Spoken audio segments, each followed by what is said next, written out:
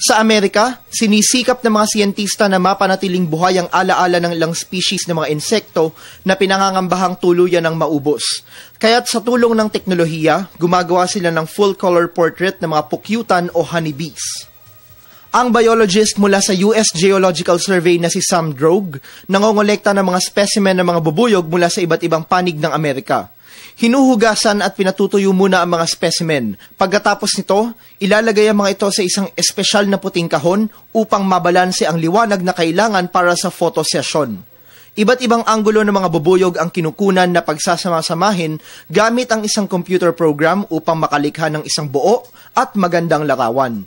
Paraan ito ng mga eksperto upang kahit paano hindi mabaon sa limot ang matatamis na alaala ng nasa 4,000 species ng mga honeybees sa Amerika na dulot ng misteryosong kondisyon na colony collapse disorder.